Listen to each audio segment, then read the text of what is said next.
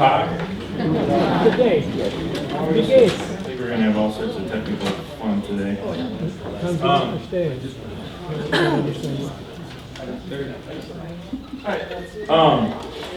it's good to have you here today. We want to just give you a little bit of an update on our trip to Germany.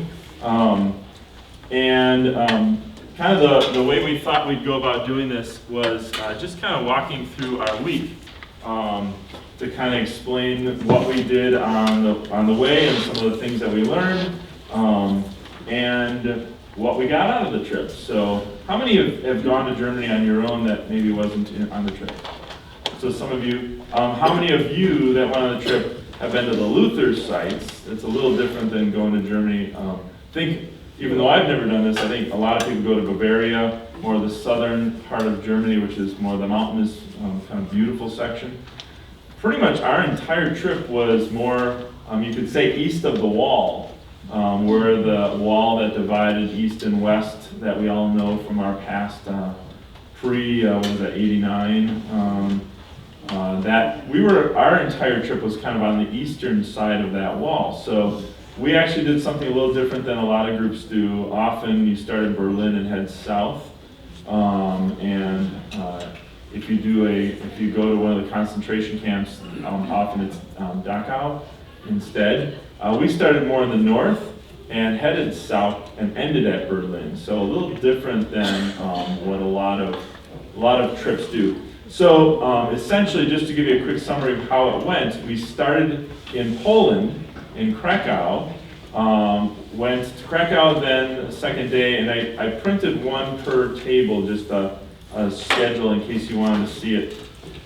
And there's a couple more if people don't have one near them. Raise your hand if you want to see one. Okay. Anybody else want to see one that's not quite near one? So starting in Krakow, went to Auschwitz the second full day that we were there. Toured Auschwitz and Birkenau, actually the bigger place that was one of the death camps. Then on to Prague, because you kind of have to stop at Prague as you're moving towards the Luther sites. Anyone been to Prague before? It's considered one of the most beautiful cities in the world. Our luck was that it was a rainy, cold day, so it wasn't beautiful that day, but we got to still see the historic sites and experience some of Prague. Then we kept moving towards Luther sites, which we stopped at Dresden, which was one of the beautiful cities that was completely flattened by World War II with the bombing. And it's amazing to see the building that has gone on. I hate to say, but it seems like money has really flowed into that part of the world, and a lot of the reconstruction is happening. Germany has done a lot of reconstruction. I had a hard time telling the destruction. I had a hard time telling where you would say that we were in the east. I know a lot of people, even 10 years before, that may have been there, would say it was obvious you were on the eastern side of the wall. And it was, I would say, hard to determine that. Even when we got to Berlin, where you knew where the wall was, you kind of just say, what side am I on right now? The only way I had an easy time telling was by the street lights. In the eastern side, the Russian street lights were different. They had a different figure in them, and I'll try and show those pictures later. So when you saw that, you knew you were kind of east of the wall. When the street lights went back to kind of normal looking, then you knew you were on the western side. But we spent most of our time actually on the eastern side, which was interesting. Right after Dresden, we went to Eisleben. No, am I getting that right? Erfurt. Sorry. Went to Erfurt, where Luther went into his Augustinian monastery.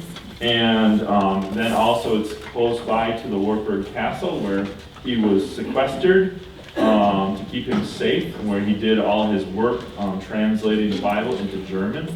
So got to see the Wartburg Castle, and we had a very dramatic tour guide and who stopped us in silence in one of the rooms and said, "Luther walked on these stone tiles."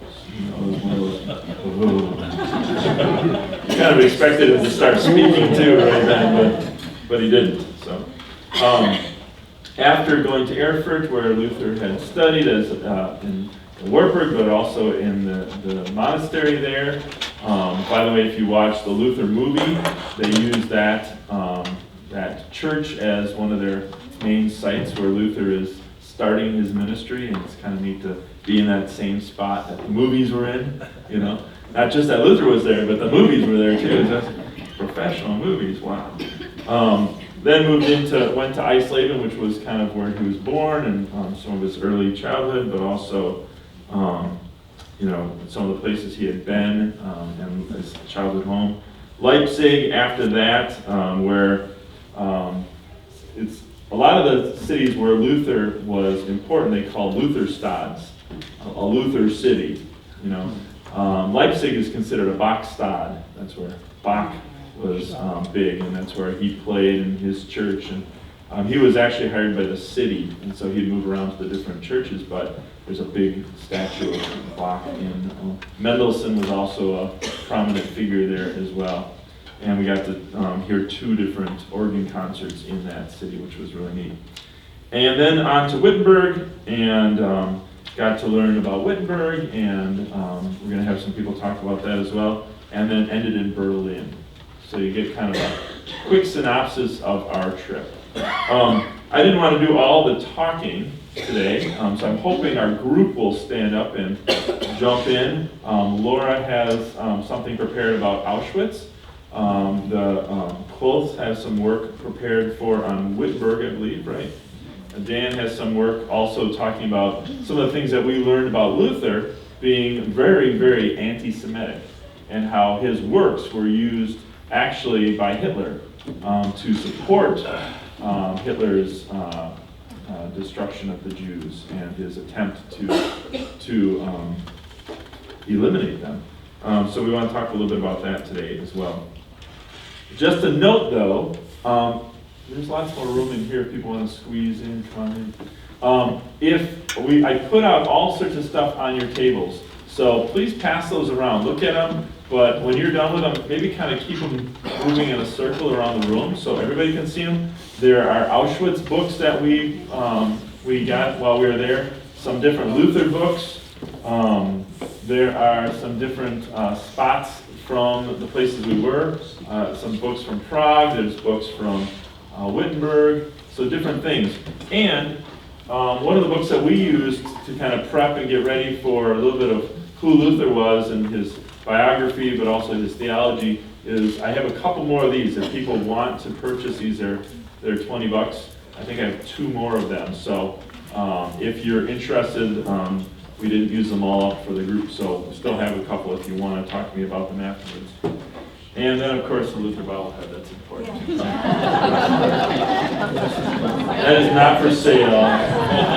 Well, depending on the right price, maybe it is for sale. Start the bidding a little later. But I want to start with Laura and a little bit of her reflection on Auschwitz and any other people that want to just talk about Auschwitz. I'm going to try and pull them up. Yeah. It's a little far. No. Okay. Hello, everybody. I have a personal blog, and I wrote something on it after we visited Auschwitz. I tried to type it on my phone and gather all these thoughts. So my thoughts are pretty scattered, as you might imagine. Have any of you visited a concentration camp? Yeah, it kind of sticks with you, doesn't it? Like, I still feel like when people say, what was the most impactful part of your trip? I'm like, I'm still kind of shaking that one off, and I don't know that I ever should shake that off, honestly. So this piece is called Witness. It's not very long. It should have been raining. Sleet should have stung my eyes and chilled my bones. Instead, the sun shone warm, and the air was filled with the smell of blossoms and fresh grass. Birds sang, and a light breeze ruffled the new leaves. It was all wrong. But then everything about this place is wrong. I'm talking, of course, about the concentration camps at Auschwitz and Birkenau. All of the terrible things you heard about this place is true. The sheer size of it, the detailed records of atrocities, the despair that clings to the buildings and whispers through the dark hallways. I had steeled myself for rooms full of possessions like eyeglasses and baby clothes, all taken from executed Jews. But I was horrified to see dormitories and barracks lined with straw instead of mattresses, or to look at the refrigerator-sized brick torture chambers that 4 prisoners were forced to stand in until they died, or to contemplate the large crematorium number 1, which simply wasn't big enough to meet the execution demands of the camp. 5 more were built in 2 years. Over 1 million men, women, and children treated worse than animals, killed cruelly, ruthlessly, and with a terrifying bureaucratic efficiency. I don't know what one can say about the Holocaust that doesn't sound trivial or cliched. The enormity of it defies description. But as I trudged through the camps, my footsteps heavy with grief and yet hurrying at the same time, I thought about the power of stories.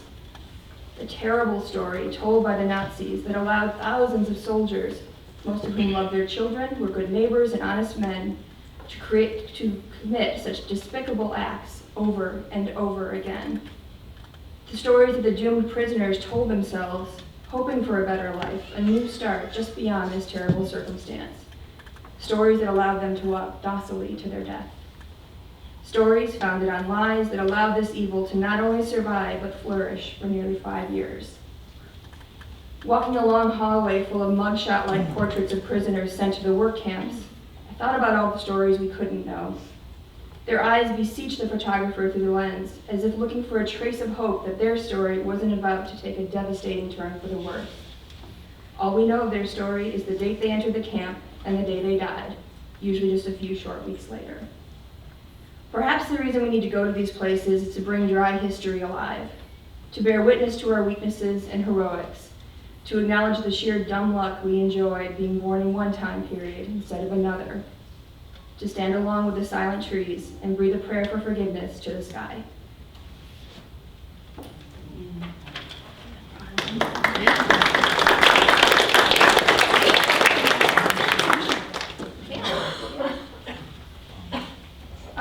So just briefly, if you haven't been there, there's 2 camps at Auschwitz, and they are in a little, the name is a Germanization of a little Polish town.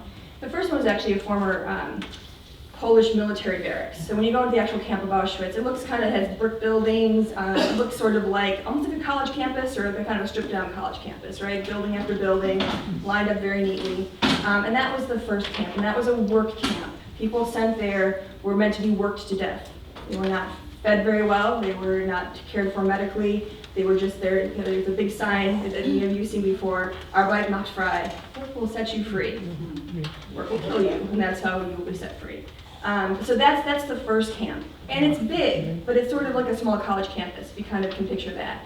And then you realize that they annexed actually a whole village just south of the town that was Auschwitz, and they created this enormous camp, and I don't even remember the scale of it, but I mean, as far as the eye can see in all direction, they built horse stables. So buildings that are open to the elements, buildings that just were really meant to hold 12 horses, and they would put 90 to 150 people in there. Cement floor, again, open to the elements, and there was just one after another, after another, after another. And and those camps, that's where the train came in. If you've seen kind of some of the Holocaust movies, people were divided up. If you were elderly, if you had a child, if you were a child, if you were a pregnant woman or a nursing woman, anything like that, you went straight to the ovens, right? You went straight to the showers where you were killed, and straight to the oven. You did not pass go, did not clock 200. Everybody else had the privilege of being, again, worked to death, helping to dispose of the bodies, helping to dispose of the possessions that these Jews brought with them. And then again, basically were starved to death. So when you're there, you realize, at least for me, that as awful as Hitler was, it wasn't just one person.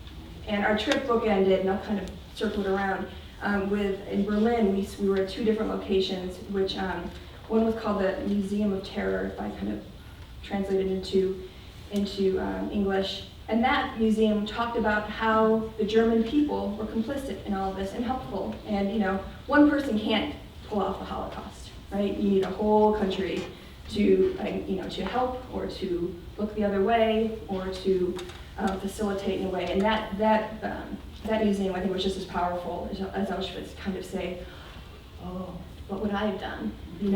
What would have been like if my teacher had said this, or my local police officers had said this? Would I have agreed with them? I don't know. So we, knowing that Luther's writings and Luther's, theology worked its way through this. He certainly wasn't the cause of the Holocaust, but seeds that were planted by Luther came to a really horrible life. I think it was an important part of our trip to acknowledge what we so admire in Luther, but also knowing that there was a dark side to his teaching as well. And I think for all of us, it kind of helped us put the context of, at least for me, I speak for myself, can't speak for everybody else, but there's a great responsibility. There's pride in being a Christian, but there's also realizing that Christians can do really horrible things too. And that we need to be always vigilant about our motives and our actions and defending others. So I don't know if anyone else has anything else to offer. It's a little bit hard to get the scale broken out, but you have to remember what goes on. In January of 1942, there's a thing called the Wannsee Conference where the Jews decide on the final solution, and they say, we've got limited time to execute 11 million Jews. So we've got to build, Auschwitz not going to do it, so we've got to build a bigger camp. And so that's what this is built in response to. The meeting took only an hour. Notes are taken, we know exactly what they wanted to do, and eventually, as you know, 6 million Jews are killed, but in 1944, toward the end of it, they're killing the equivalent of the attendance of the people at Miller Park at a baseball game, 20 to 30,000 people a day. It's just massive what they're doing at the end of the thing. And of course, they didn't get what they wanted in terms of killing everybody, but we know 6 million Jews are killed. But as I told everybody in the group, to put it in context, how many Jews live in the world today? 15 million. So you have about 40% of the Jewish population. It's equivalent to every Jew living in America today. That's 6 million Jews today. But that was the plan. Build Birkenau, wipe them out as soon, quickly and efficiently as possible. And you see all of the bureaucracy and technology. You saw the toilets all lined up, that you saw the circles going through. It's just an incredibly massive thing, and it took most of us a couple of days to just, to decompress from going through that experience. And we talked again and again, and it sort of echoed throughout the rest of the trip, and we'll talk about it again. Anybody else want to say anything who was on the trip? Go ahead. I just wanted to add that the present generation of the German people do recognize the hideous things that were done to the Jews, and I just want to add that the present generation of the German people do recognize the hideous things that were done to the Jewish people, and they've established a Jewish memorial in Berlin. So maybe the previous generation was complicit, but it seems like the present day German people are aware and contrite about it. I just want to clarify that number of Jewish people that were actually immediately sent to the gas chambers. They said 70% of the Jews that came off of the trains went directly to the gas chambers. 30% were held back to do the labor, and those people lasted only 3 months in the labor camps. They died But if you want to, you can get overwhelmed with numbers, but 1.3 million people get sent here and 1.1 million died. So the numbers are, almost everybody who gets sent there ends up being executed or dying from the work. One of our guides, when we were going through Auschwitz and Birkenau, said also that while they have a number of that they have recorded of people dying, they think there may have even been more, because those people that were taken directly off the trains and to the gas chambers, they were not registered into any of the camps. So it was my understanding that there could be many, many thousands of more that have died that we have no record of. One other number to remember is there were 8,000 Nazis who worked at Auschwitz and Birkenau. Only 1,000 of them were eventually prosecuted, and only a third of those were eventually prosecuted. So more than 7,500 of the 8,000 people who worked there never paid any consequences for what they did there. It kind of got into this mentality of, well, you know, it was a bad chapter, but let's just put it behind us, let's move on, right? But somebody should be held accountable. This picture was one that just really hit me when I was there. It's this just arriving, where people are just getting off of the cattle cars, and they're immediately separated into men and women. And you can just imagine the confusion. They brought their most valuable possessions with them because they believe they're moving to start a new life. They believe they're going off to a different place, so they got to bring their most valuable possessions with them. A lot of people are wearing their finest clothes, you know, things like that. The shoe, there was 2 whole rooms of shoes piled high, and to see these beautiful shoes, people wearing their best, and you know. But this one really struck me just because if you notice at the very bottom, this couple, you know, I'm guessing there's a husband and wife, and it's just that last time that they're probably together, you know, where they're scared, they don't know what's going to happen, they don't know where they're each going, and it's kind of that, it just really struck me as I saw that amongst all the hundreds of people that have been getting off and separated, and like we said, are immediately either taken to the gas chambers where they are, all their possessions are taken away. They had a whole crew of people doing work just going through all the possessions to see what they could sell and what they could pilfer and put into the Nazis' coffers. And you know, people were killed, and then they had a whole group of people that were working to take all the dead bodies and put them in the crematorium. So the work that you were doing was terrible, terrible work. And like we said, you're not being fed, you're not being, no medical treatment. Middle of winter, you're not getting what you need to survive the elements. Every day they would have people show up for roll. The entire camp would come out for roll, and they'd read every name, make sure they had everybody in their place. And if the records weren't quite right for whatever reason, they stayed there until they figured it out. Which could have been up to one occurrence, 11 hours out in the freezing cold, where I believe it was 2 of the girls that survived had to have their feet amputated because of frostbite, and even after surviving the camp. So I mean, here's a scene where the men and the women are separated. So you can imagine the fear that must have gone on as children were separated from parents, and just how terrible this was. I heard someone tell recently about how they still didn't believe this, that it was just a made-up story, that it was photoshopped, that it was, you know, and you just go, wow. There's a sign in one of the pictures where it says, "Lest may we remember, so we'll never forget." You know, and so that's the importance of telling the story, as painful as it is. Telling the story so that we don't forget, because genocide continues to happen. And because it's not in our backyard, it's easy to forget, it's easy to go, I just want a nice, happy life, I want my kids good, I want to, you know, I want things to be happy in my life. But to ignore that situations are happening around our world, maybe not to this extent, but sometimes to this extent.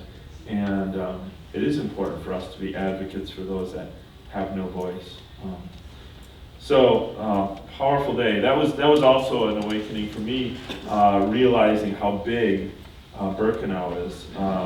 You know, we always talk about it as Auschwitz, we're going to Auschwitz. But Auschwitz was really the smaller place. You go to Birkenau and those pictures where you see the camp open up and how big it is.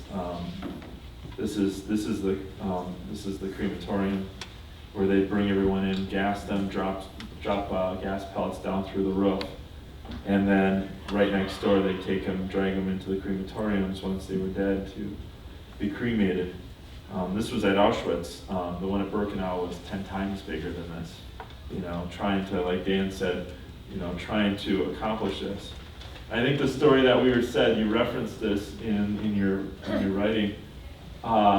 The camp director, Dan talked about this on our trip, when when it was all said and done, the commandant that was in charge of all this, his biggest regret His only regret. his only regret was that he didn't spend enough time with his children because his work was taking up so much of his time.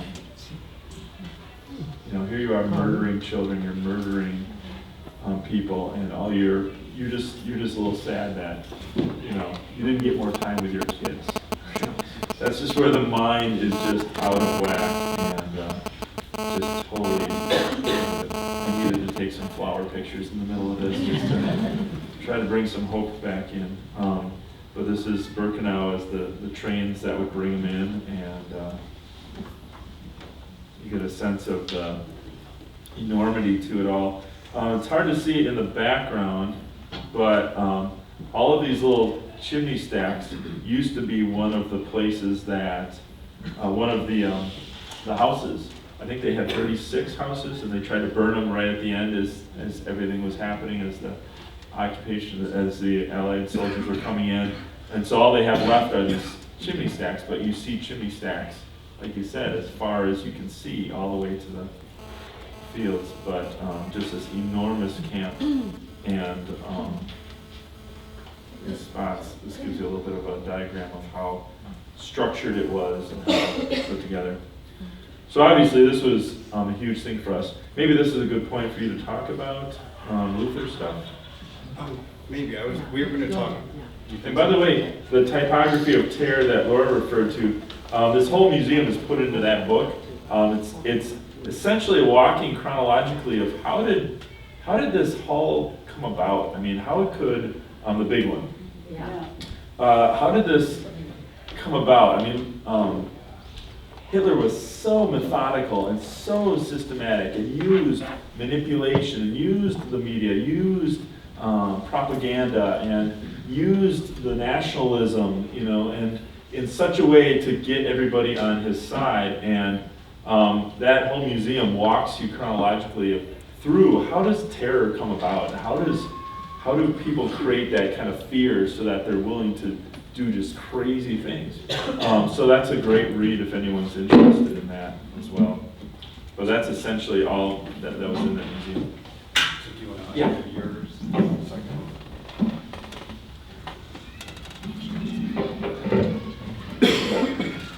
So as you guys know, I try to keep my work life separate from my church life. So when I got, I can do it. But when I got back, I had this news story asking where I'd been for the last 3 weeks, saying I'd disappeared and they'd apparently taken away my column. And so that went all over Facebook, and I had to say, no, this is where I was. And then they were like, where are the pictures? Sent my pictures, had to download Chris's photos right away. And Good thing I took a couple. and then the story was revised to say that I re-embraced my fundamentalist past by going on this. So then it was changed again. So if you see the story today, St. Matthew's gets a prominent mention in the thing. So before we went, I knew we would run into some stuff on Luther. Luther did a lot of great stuff. I'm a huge fan. As I said, I grew up as a fundamentalist, and I chose to become Lutheran. I chose at the age of 24. I want to become Lutheran. I've been a Methodist, Presbyterian, Pentecostal, a number of things, and I made this decision in large part because of who Luther was and what the church was like. And so, but at the same time, he's not the Pope. He's a real person who transcended his time at certain times, sometimes reflected his times, and unfortunately in some cases magnified some of the bad things in his time. And so to prepare people for that, I gave a talk. Let me see Fellowship Hall.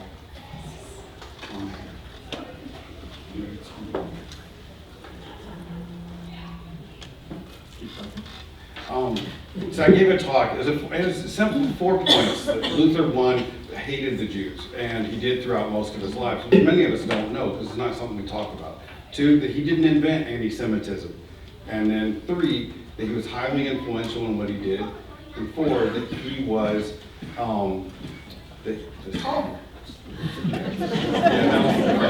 where am I? So the mayor's office called to say they've been posting pictures of me throughout the city offering a reward. And then The fourth one, Were there any parties thrown? I'm sure there were. One guy said he had an alibi. And the fourth part was that he was necessary but not sufficient for causing the Holocaust. He played a role, his stuff was used at that Bonsi concert I talked about. Half of the members of the people who decided on the final solution are Lutheran, most of the others are Catholic. So Lutherans very involved. Kristallnacht, the major event that starts the whole Holocaust, starts on Luther's birthday for a reason. And in response, they decided to put out a special commemorative work of his work. So I told everybody this, and I thought, okay, everybody's ready. But it's when we hit Wittenberg that it really hit home. And we go to his home church, and I knew this was there, but I didn't think it was such a big deal. And our guide passed by it the first time, but on the corner, the south facade of his church, is this sculpture. It's called a Judensau. It's a Jew's pig. And it's a rabbi looking up behind a pig while his congregation feeds from the pig, and other piglets are doing this stuff. It's a pretty horrible anti-Semitic thing. It wasn't done during his time. It was done in 1305, a couple hundred years, but it was set right where it was because the Jewish community lived on the on one side of the church, and to get to the market every day, they had to walk past this and see this every day for hundreds and hundreds of years. And it was only at the 50th commemorative of Kristallnacht that they set up a Holocaust memorial beneath it. And it was funny because people, I think, is that not correct? It hit people when you see this, that you think that. I mean, we run into it in other ways on the trip too. When Luther has a heart attack and he's getting ready to die, what's he blame his heart attack on? He said, the Jews did this to me. And so you have these things that we ran into. And so at this time, I didn't know it, but I just ran into this past week, and that is Luther actually once wrote about this in 1543, near the end of his life, endorsing the sculpture on the building. And so for us, we decided to talk one night, and this is the first time, this is my fourth trip with AMI, and I'll be doing another one this in September, but this is the first time I thought this would be a good idea for us to just sit down and talk about what we've seen, what it means, what's the good stuff with Luther, what's the bad stuff with Luther, and how do we put all this together. And as I said, I've been thinking about recently to think that Luther was responsible for helping us realize the faults and problems with the Pope, and he didn't replace him as the Pope. He was a very real person, and he did amazingly good things.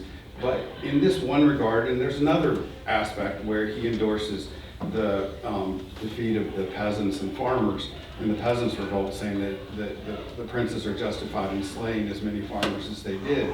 You have to deal with these things when you're there. And we had an amazing conversation. How long? I mean, it went for about an hour. Anybody who was in the conversation, if you have any thoughts, or it was great. We sat down, and it's a weird thing. You go on vacation and you spend an hour and 15 minutes talking about all of these things. What exactly did he say? What do we do? Should we embrace these things? Should we ignore these things? What should we do about this stuff?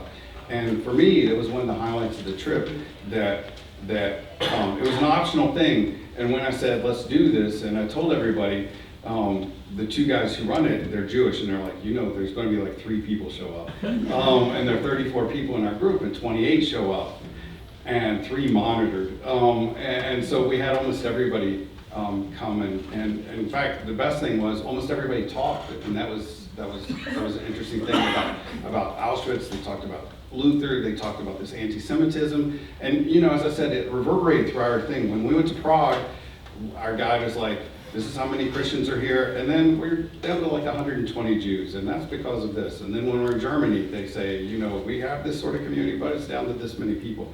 It's just, for us, that the Holocaust just is not that close, but there, it was throughout the entire conversation. But do you guys want to talk about the rest of Wittenberg and some of your reflections on that? Or did anyone want to talk about our conversation, or Linda? Oh, Linda's. Not the conversation, I was.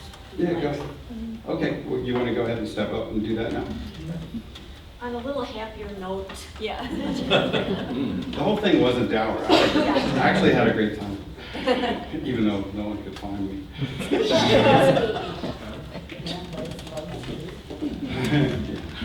I'm going to talk to you about Leipzig, Bach, and Luther. Day 8 of our trip was spent in Leipzig, a commercial trade center steeped in culture and monetary wealth. There are many beautiful buildings in Leipzig. We began our day with a 3-hour walking tour of the Innenstadt, or the city center.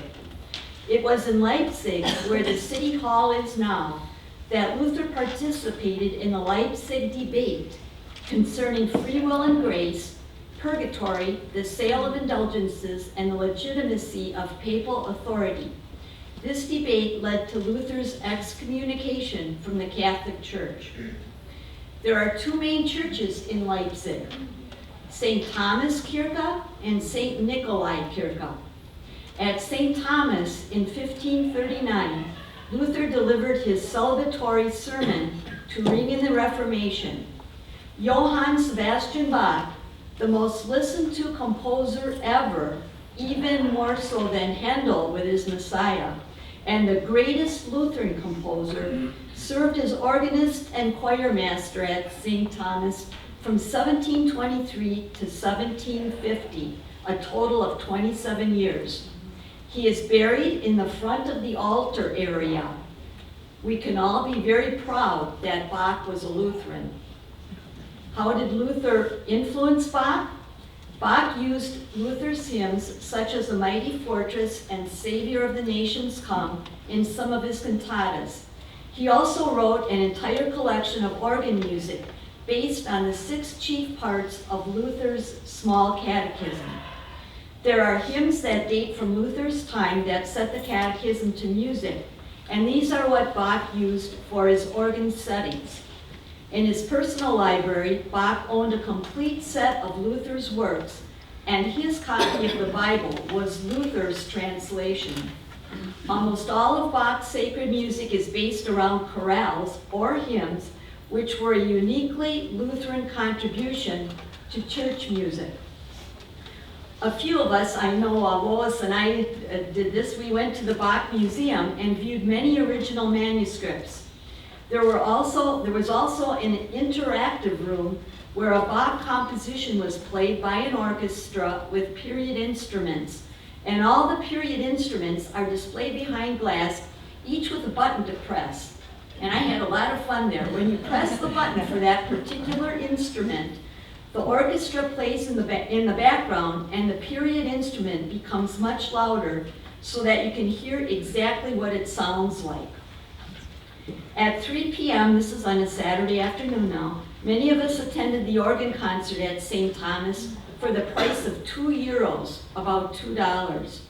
These concerts are held several times a week, and organists come from all over the world to play for them. Ours was from Budapest, and he played Bach's The Art of the Fugue, Part 2. On our walking tour, we also visited St. Nikolai Church, Leipzig's largest, with construction starting in 1165.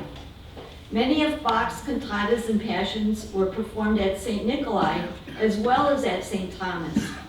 The interior is painted in delicate shades of pink and green, and the fluted capitals atop the columns look like palm leaves, which give it a welcoming atmosphere as when Jesus entered Jerusalem. Also significant is that from 1989 until March 1990, a series of peaceful political protests against the government of the GDR, the German Democratic Republic, took place in the courtyard of this church every Monday night. They began with a few hundred gatherers and swelled to more than 70,000 by October 9th, 1989. The next week, 120,000 people showed up, and the following week, 320,000. The population of the entire city of Leipzig is 500,000, so except for babies, pretty much everybody showed up. The most famous chant was, "We are the people." The protesting East Germans felt safe in the knowledge that the Lutheran Church supported their resistance and nonviolent demonstrations. The pressure led to the fall of the Berlin Wall on November 9, 1989, and the reunification of Germany. Our guide told us of her own experiences as a participant. After leaving the St. Thomas organ concert, which ended at 4 p.m., many of us walked over to St. Nikolai to attend the organ concert there, which started at 5 p.m. Included were works by Pachelbel and, of course, Bach. Now, after all that organ music, we needed some sustenance. So we crossed the street to a Gasthaus and had wine or beer, one or two, or maybe more, and a delicious German meal of rouladen and dumplings. It was like eating at my grandma's house, and the perfect way to end our day in Leipzig.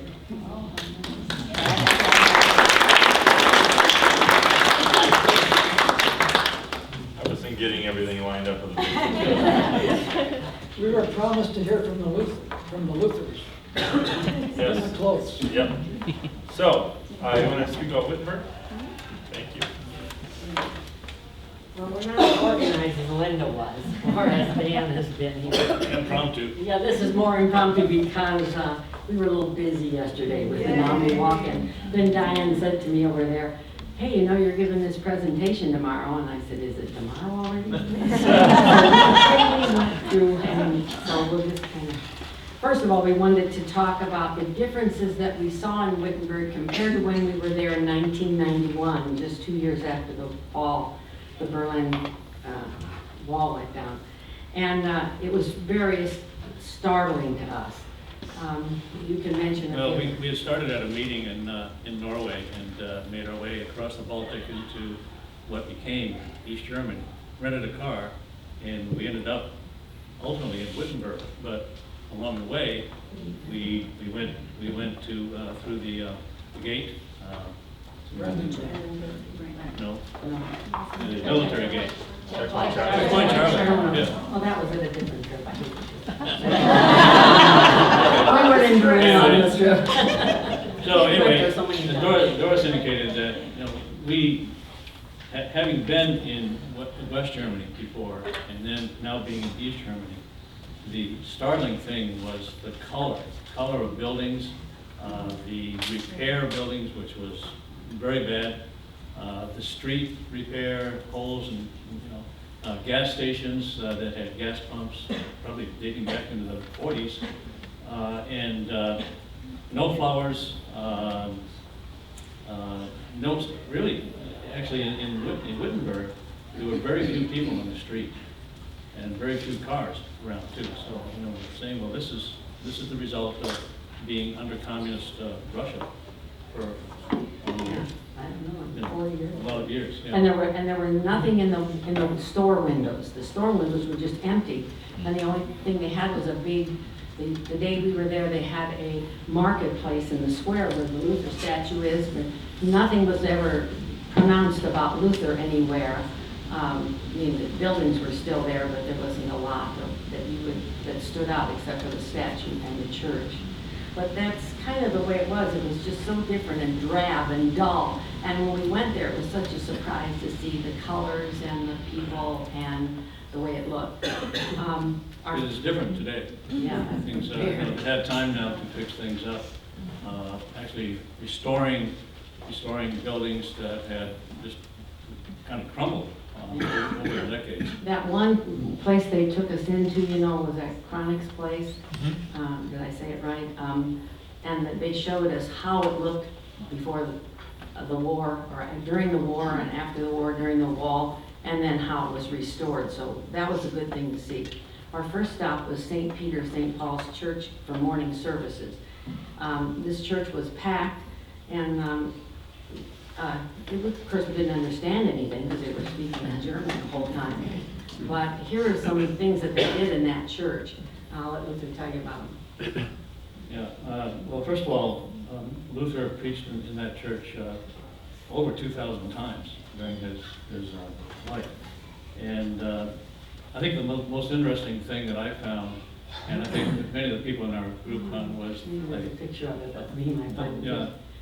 You show that propaganda picture? It's a taller to figure out. First propaganda picture of the I think it's of the Lutheran Church. I'll have to look, keep talking. Okay, well, what the picture was pointing out was that on one side of the picture were Christians, and on the other side, we're Lutherans, on the other side we're Catholics, okay? And of course, the Lutherans are out there tilling the soil, and, you know, sowing the seed, building everything up. And then on the other side, the Catholics are raking things down, burning things up. So that was a disparity between, you know, the Catholics and the Christians at that time. The whole church was filled with these Cranach, is that how you say his name? Cranach. Cranach. Yeah. His paintings, and the altar was very interesting with Luther in the Lord's Supper picture. They had him as one of the disciples in there, and you know, there were a lot of other interesting things about that picture. This is it. We have the Lutherans on the right who are in a pietistic mode, praying, and you have the Catholics that are destroying the vineyard on the left, and all the Protestants that are tilling the vineyard on the right. But there's an opposite picture for the Catholics in their churches. So it's, you know, are you red or you blue? Which do you want to be? So. We took a lot of pictures in front of the Luther statue. Couldn't keep it down to one or two. I think about 25 we took there. Somebody's going to blink. That's just the way it works. We actually had gone to that church in 1991 too for a service. We had lunch at a very nice little pub off the main city center. That was another interesting thing. In 1991, there weren't any advertisements for pubs or for, you know, here's going here to this pub.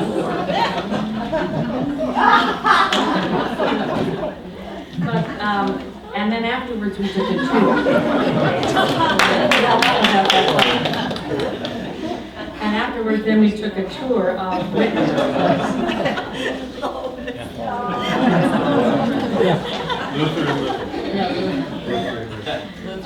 The tour took us down to the Castle Church first. There's two churches in Wittenberg, this St. Peter and Paul, and St. Paul and Peter, St. Peter, whatever. And then we went down to the Castle Church where the 95 Theses were, you know, hammered to the wall. And the Castle Church, which is just gigantic, which we had seen before and was totally uncovered at the time that we were there in 1991, was now entirely encompassed by restoration drapes, the whole thing, except for the door with the 95 Theses was focused. So we got to take pictures of that door, but we could not go inside the Castle Church, which is where Martin Luther is buried at the foot of the pulpit. And there were a lot of restoration of Luther spots all over where we were getting ready for the 2017 celebration of the 500-year celebration. Let's see. Oh, then another thing we did in Wittenberg was go to the Luther House, where Luther. Can I just point this go out? ahead. So the actual this is the Castle Church where Luther posted the 95 Theses. The door is essentially right down here, and so we stood outside it, like they said, everything is covered, but there. So this is the actual door. They still have it open, and they've actually inscribed now with plaques the 95 Theses on the door, so you have all of them going through. So this is the door. But it's not necessarily where he preached and all that, it's just where he posted the, so it's kind of, that's pretty much what he did in this spot, although I think Then he got buried there, yeah. Yeah, then he got buried there, that's right.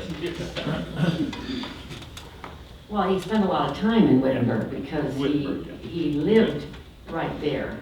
And we went to his house. It's the world's largest Reformation museum.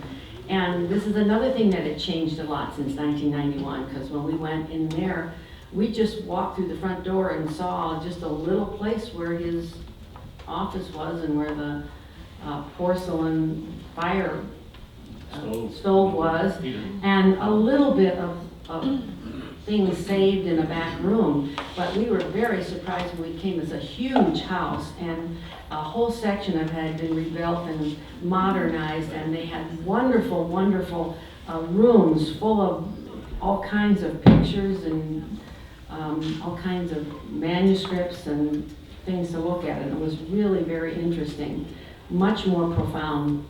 But that stands to reason, because probably the Russian and the East German people didn't do anything to fix it up. It wasn't until after that wall came down. And each room though had a system whereby you could just push a button and you could hear the story of what went on in that room.